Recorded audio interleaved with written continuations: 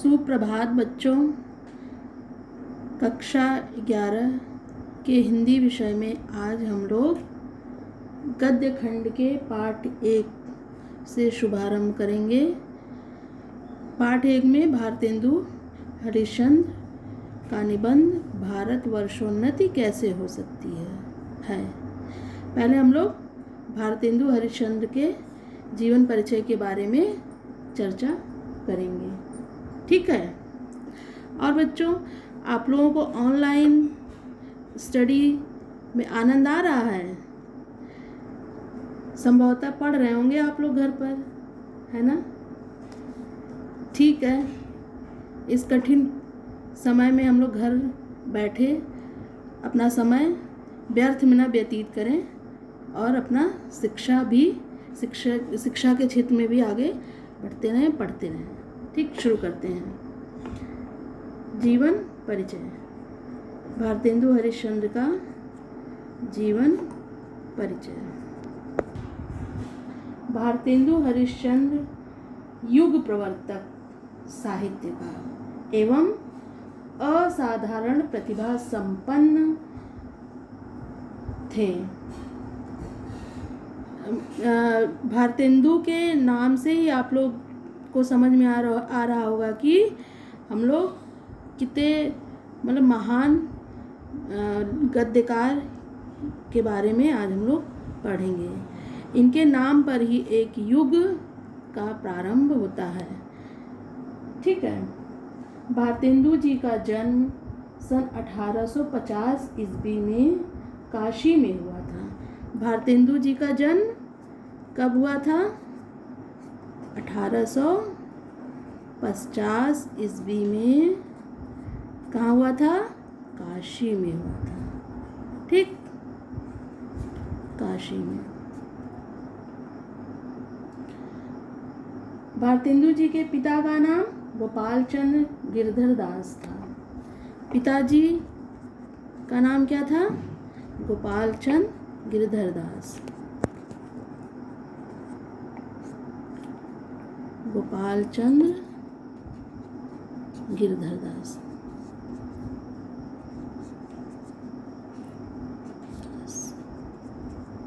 ठीक। भारतेंदु जी के पिताजी ब्रज भाषा के एक प्रसिद्ध कवि थे, ठीक। मात्र 10 वर्ष की अवस्था में ही माता पिता के सुख से वंचित हो गए। भारतेंदु जी का विवाह अल्प अवस्था में ही मात्र 13 वर्ष में ही हो गया था और इनकी पत्नी का नाम मन्नो देवी था। पत्नी मन्नो देवी।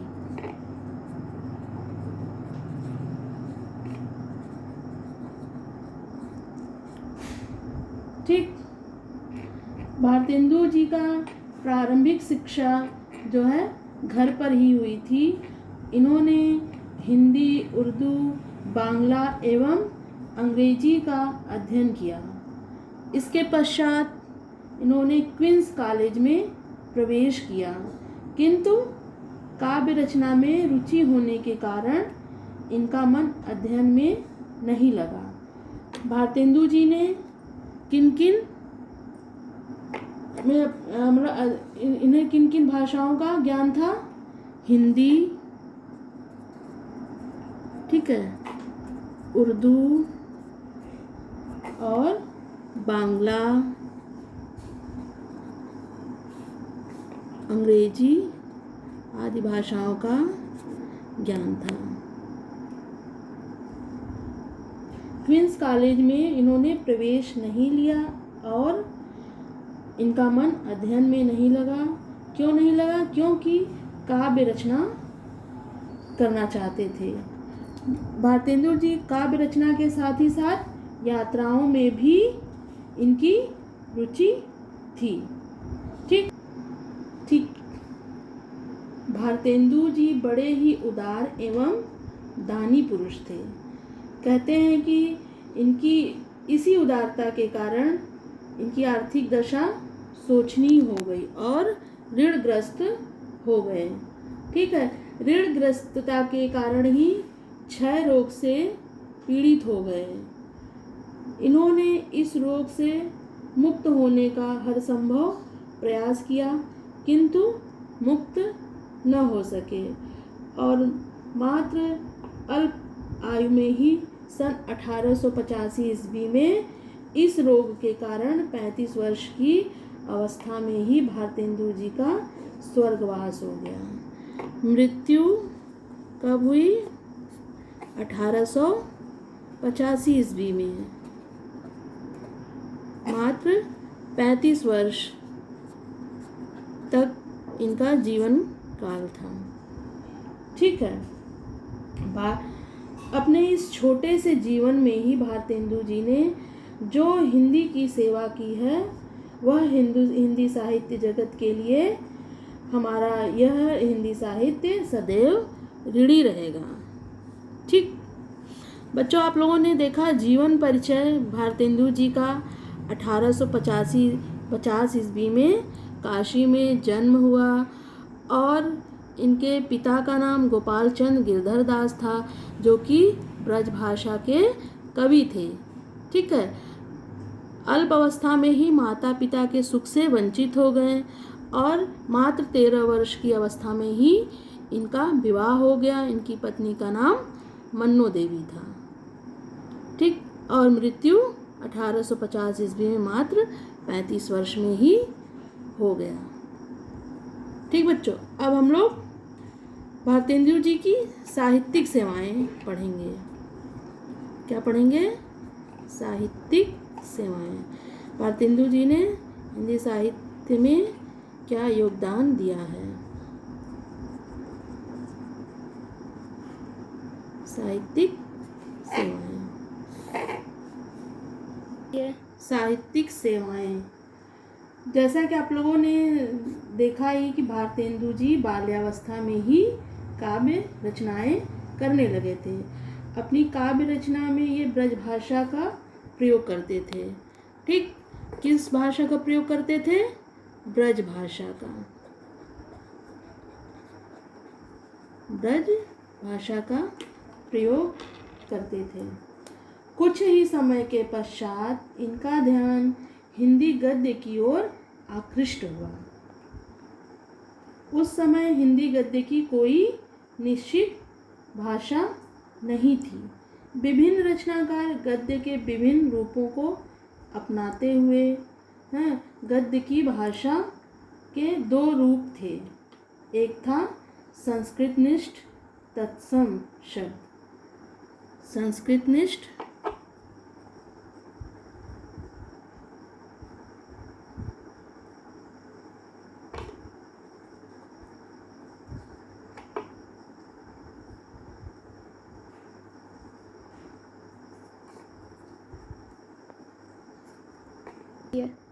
दूसरा जो था उर्दू फारसी के कठिन शब्दों का प्रयोग हो रहा था। किसका हो रहा था? उर्दू फारसी के कठिन शब्दों का प्रयोग हो रहा था। के कठिन शब्दों का प्रयोग हो रहा था। ठीक।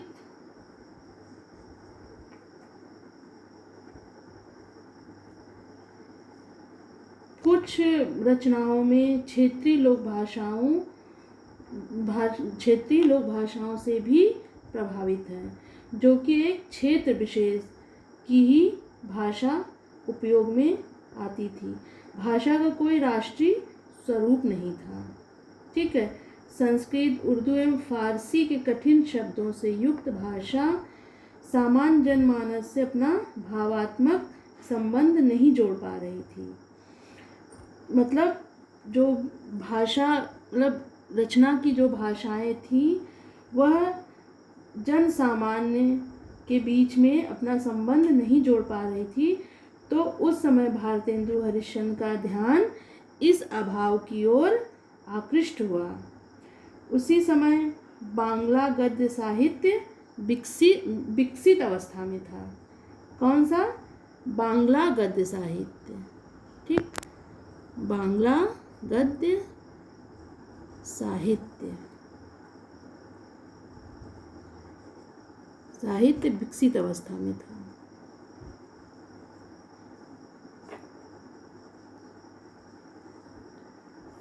विकसित अवस्था में था। भारतेंदु जी ने बांग्ला के नाटक विद्या सुंदर का हिंदी में अनुवाद किया। ठीक, किसका अनुवाद किया? विद्या सुंदर का।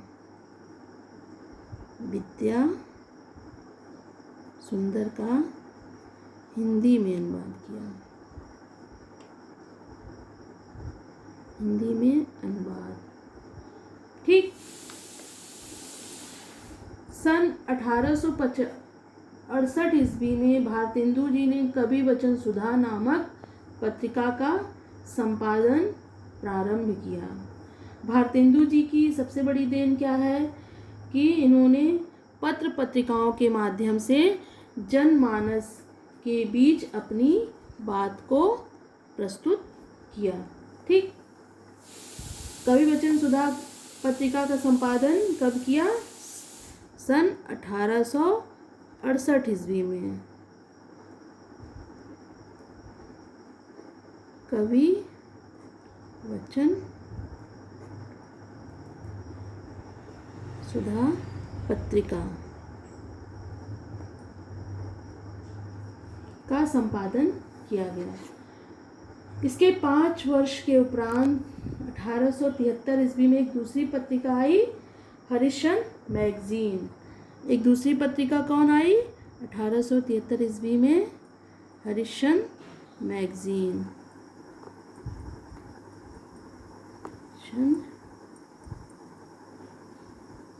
हरिश्चंद्र मैगजीन। ठीक, आगे चलकर इस पत्रिका का नाम हरिश्चंद्र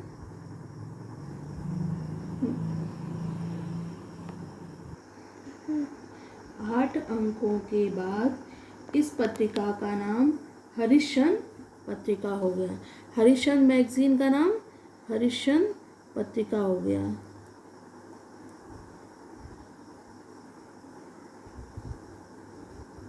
पत्रिका हो गया।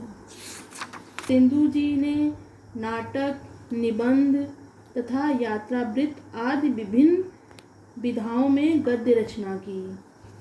किन किन विधाओं में इन्होंने गद्य रचना की? नाटक, निबंध तथा यात्रावृत्त।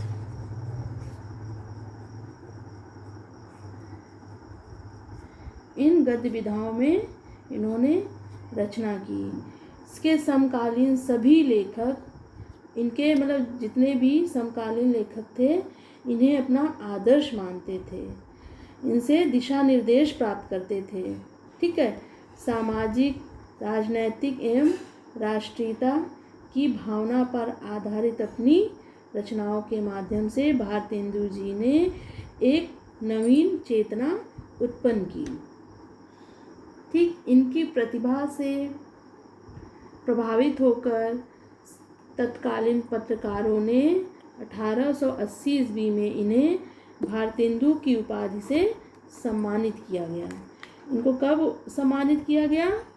1880 ईस्वी में भारतेंदु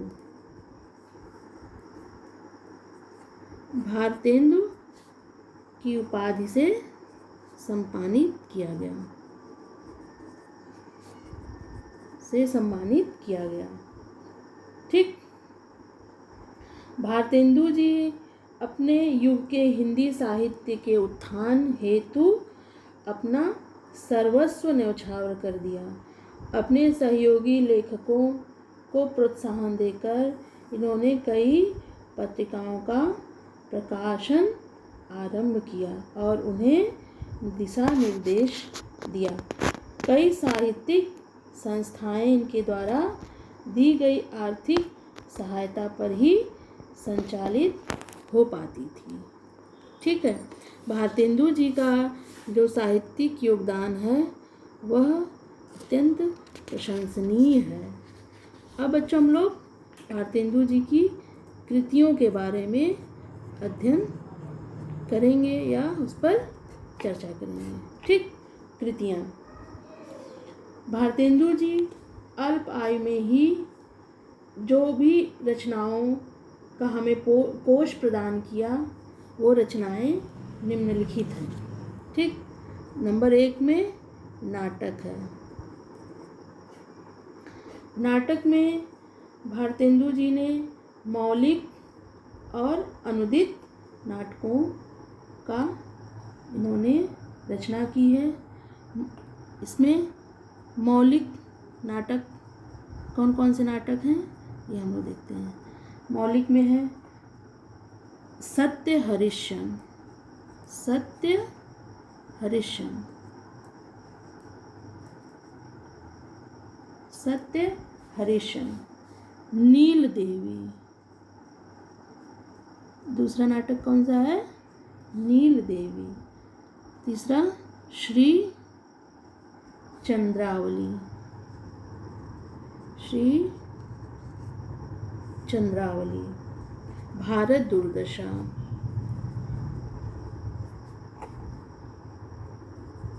दुर्दशा। इसके बाद है अंधेर नगरी,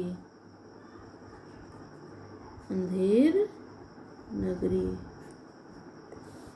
वैदिकी हिंसा हिंसा न भवति, वैदिकी हिंसा हिंसा न भवति।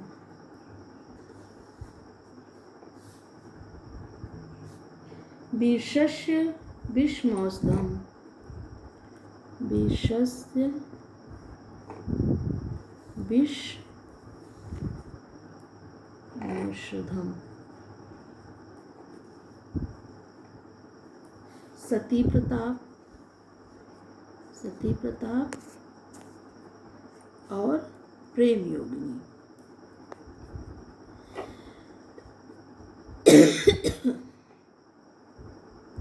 यह भारतेंदु जी की मौलिक मौलिक नाटक हैं। सत्य हरिश्चंद्र, नील देवी, श्री चंद्रावली, भारत दुर्दशा, अंधेर नगरी, वैदिकी हिंसा हिंसा न भवत, विशेष विषमौषधम, सती प्रताप और प्रेम योगिनी। दूसरा है अनुदित नाटक।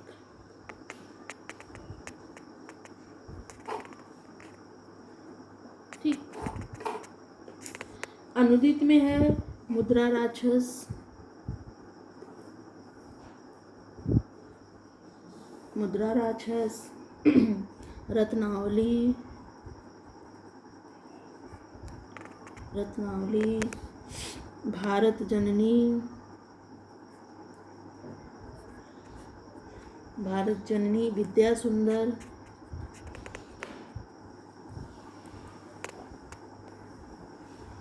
विद्या सुंदर, पाखंड विडंबना, खंड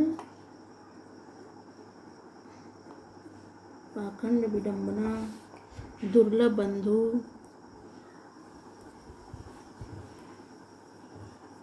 दुर्लभ बंधु, कर्पूर मंजरी, कर्पूर मंजरी और धनंजय विजय।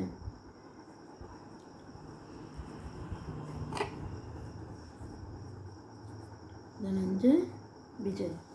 ठीक, ये हो गए मौलिक और अनुदित नाटक। अब तीसरा है निबंध संग्रह,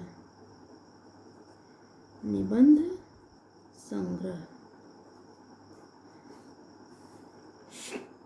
निबंध संग्रह में है सुलोचना, एक है क्या? पहला सुलोचना, दूसरा परिहास वंचक, परिहास वंचक, तीसरा है मदालसा, चौथा है दिल्ली दरबार दर्पण।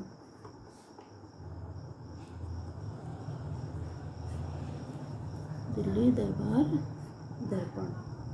पांचवा है लीलावती।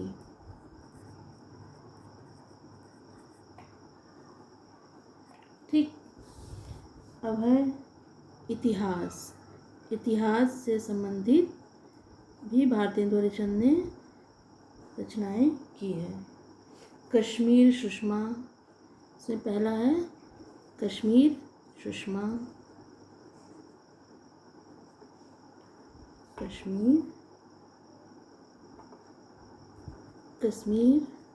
कुसुम, कश्मीर कुसुम। महाराष्ट्र देश का इतिहास, दूसरा है महाराष्ट्र देश का इतिहास, देश का इतिहास। और अग्रवालों की उत्पत्ति, तीसरा है क्या, अग्रवालों की उत्पत्ति, अग्रवालों की उत्पत्ति। चौथा, पांचवा है यात्रा वृत्तांत, यात्रा वृत्तांत। ठीक, यात्रा वृत्तांत में क्या क्या है? नंबर 1 सरयू पार की यात्रा, सरयू पार की यात्रा। दूसरा है लखनऊ की यात्रा,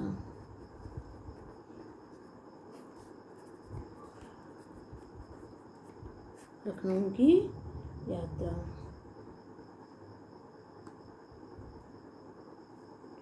अब है जीवनियाँ,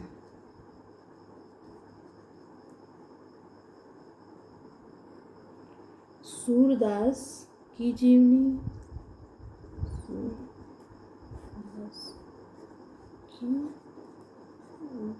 जीवनी। जयदेव,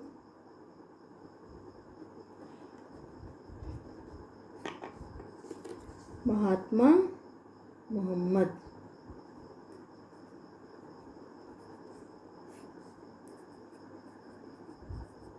महात्मा मोहम्मद।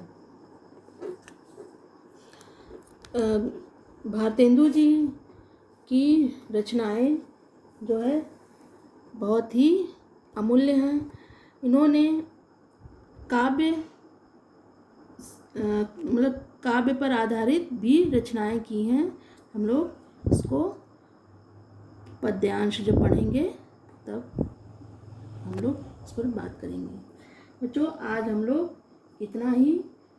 नेक्स्ट कक्षा में हम लोग भारतेंदु जी की भाषागत विशेषताएं मतलब और शैलीगत विशेषताओं के बारे में बात करेंगे। धन्यवाद।